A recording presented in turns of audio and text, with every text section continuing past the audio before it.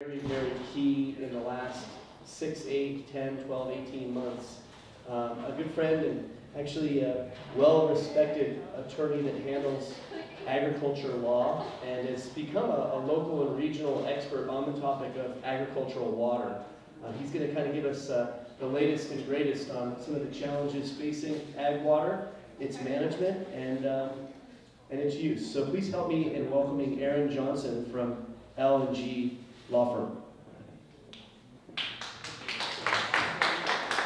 Thank you. Okay, so I think the easiest way is Steve, if I swipe my finger, then you hit forward. I've got it open on my iPad here. Okay. So the first one, I'll try to go through this quickly. I think 10 or 15 minutes will be kind of fast to get through the information, but I'll do my best. So I'll provide a little bit of my background, and what I'm going to do is talk kind of a general overview of water rights from the standpoint of surface rights and flow versus groundwater rights. This comes up frequently these days because we are in the third year of a drought, and we're looking at possibly, if we go into a fourth year of drought, everybody will be well versed in what water rights are. I have on here, as in the last couple of slides, some discussion about what water districts are. I'll briefly hit on that. We don't have water districts here except for on the peninsula, Monterey Peninsula Water Management District. But other than that, Salinas Valley is not governed by a governing board that says how the water goes, flows, if you will, that buys into the state water system, or sells to it. And so we're not a part of that, but I can give a brief description of what that is. So my name is Aaron Johnson. I'm an attorney. As Steve said, I'm local. I went to Palma and graduated from Salinas High, so I've got a bunch of my friends in the area that are in agriculture. I come from an agricultural family. My dad and Butch Lindley were partners, or are partners, in Lockwood Vineyards. So I've been pretty involved with agricultural issues locally for a long time. In fact, their complaints about overregulation got me interested in practicing law. And so I was over at Fresno State as a viticulture major and doing plant science, and I decided, it might be best to change course and go into, the regulatory aspect of it. And incidentally, I know that the program says we're talking about cannabis and cannabis. That is an aspect of our firm that we are growing, if you will. And so where we are now is I just restarted with L&G. I've been an attorney, I had my own firm and partners with another couple of guys, but it made sense for me to go back with Jeff Gillis very recently. And so because of that, we're in the process of just ramping up some of these business areas, and one of those is cannabis. Because it's an area that, if you think about it, after Prohibition, the regulation of alcohol through taxes and et cetera, and making sure that it was a safe distribution system, that it served its purpose, that it generated tax revenue, et cetera, and how it gained votes to be approved as a use alcohol at that time. The same, I think, we can expect with cannabis and cannabis, and so that is an area that we're, as a firm, focusing on getting it, kind of being on the leading edge of. That's about all I'll say about cannabis today, but I'll probably have a presentation on that fairly soon. Okay, so I also teach ag policy and regulatory environment at CSUMB, and so I've been teaching that for 5 or 6 years. It's known as one of the easiest classes in the business program, and so I usually get quite a few students in there early.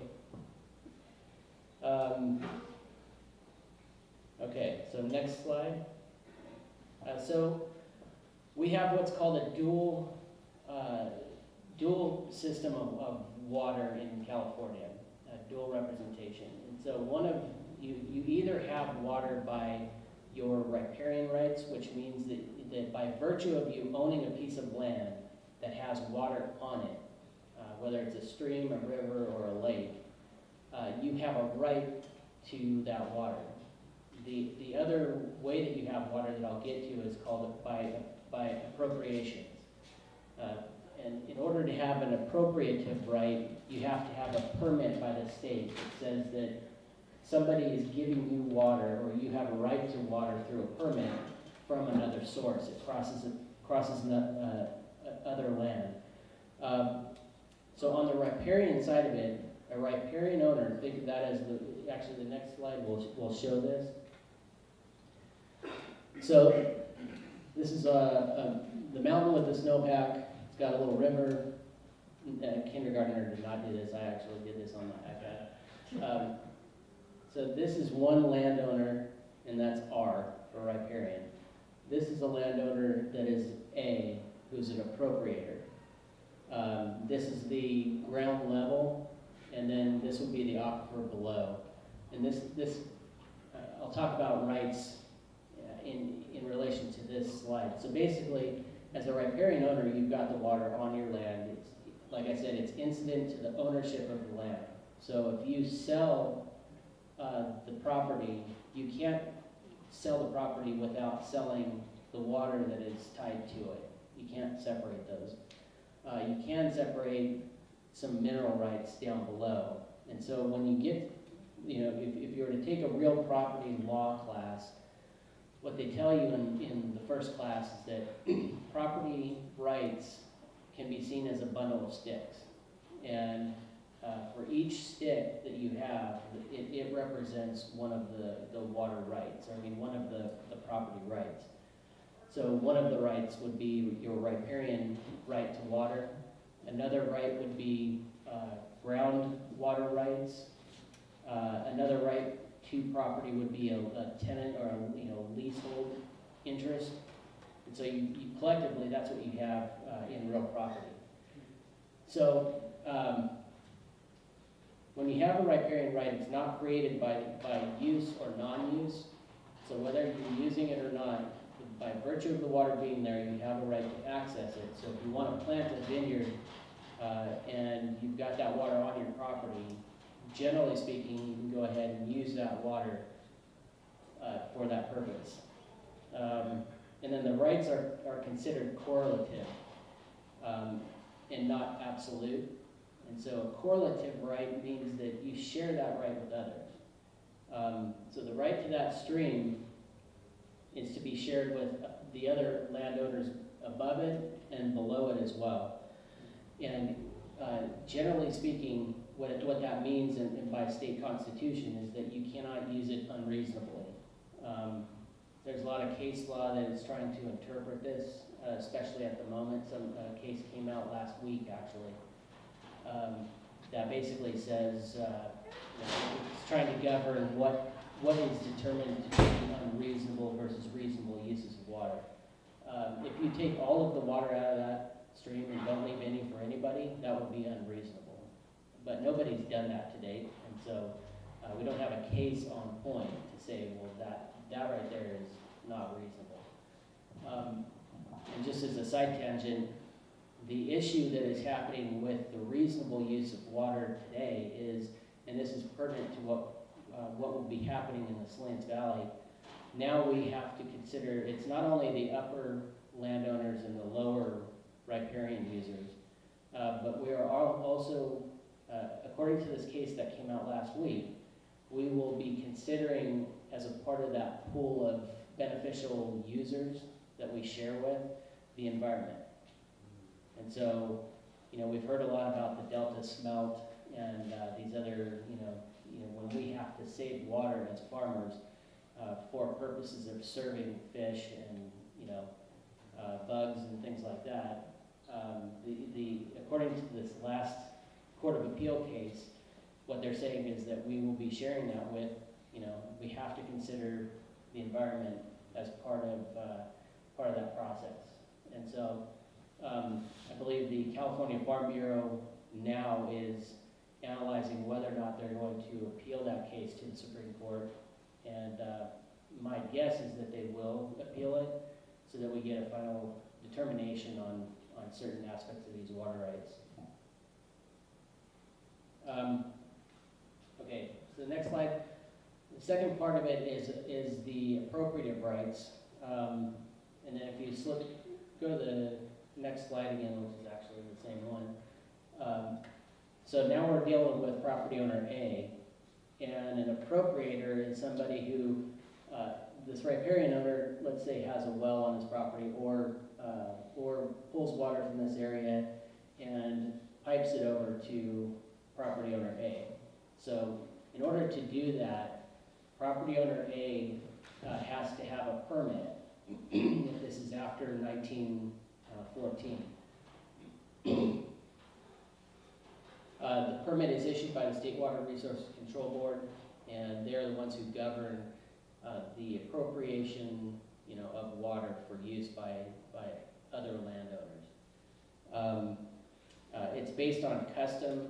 The reason why we have these different areas of law is because when we established our our water law, it was being established in the late 1800s and the early 1900s, and some of the predominant uses that were in areas that didn't have water on them were mining uses. So those that were generating revenue, and a lot of it, basically influenced what the law would ultimately be. So that in the late 1800s, 1900s, the California, gold miners and those rights that had been established, basically people that took water from an area that had it and pulled it over to an area that didn't, created this dual system.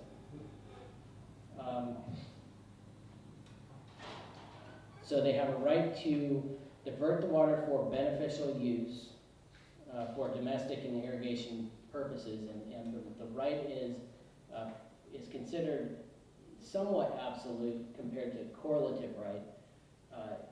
The right is established. You're either a senior appropriator or you're a junior appropriator. Conceptually, once you line everybody up, and the concept is person time, person right. So if you were a water purveyor or the beneficiary of water in 1920, and you had a permit from the state, and now there's another a permit that was granted in 2010 that takes a lot more water in their perspective, let's just say they are taking from you. You have a right to say, I was here first. My right is perfected. When we look at the pool of water, I get my water first and then you get yours.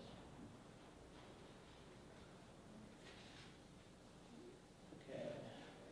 So I talked actually a little bit about this, about the reasonable and beneficial uses. When you talk about beneficial use, you cannot take water it has to be for some kind of benefit. You're not taking it and then storing it down below you for future groundwater. There has to be a beneficial use that's tied to it, otherwise that might be seen as unreasonable. So I won't go too much into this because of time constraints, but basically there's a history of how we got to, after the mining issues and things like that helped develop our law. They had held that riparian rights were paramount to appropriative. So if you had that stream, your rights to water in times of drought trumped those who appropriate water. The California Constitution in 1928 was basically revised or amended to say that all uses of water have to be reasonable. And so it ultimately, basically what this did was it overturned the 1926 decision that benefited, the stream bed owner, and made it somewhat, when it talked about beneficial and reasonable use, they said it applied to everybody.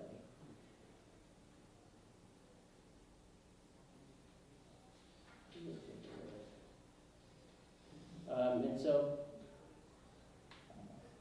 I won't go too much into this. I think I covered that for the most part, but let's get into groundwater rights as the next one. So this is an important concept. A lot of people think that we have rights to water and that we own that water.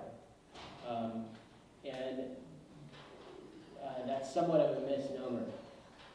What we have a right to is the right to use the water. It's a usufructory right. It means that we don't actually own the water itself. We don't own the liquid, but we own the right to draw and use that water if, under our land. It is also limited to the reasonable use. We cannot waste it. It's correlative with others, not first in time, first in right. So when you think about, let's see if I've got that slide. Go back 3 slides to that picture again.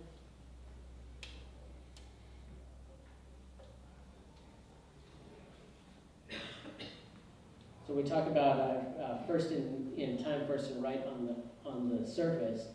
What we were talking about are surface rights between the whether you're a riparian owner or an appropriator.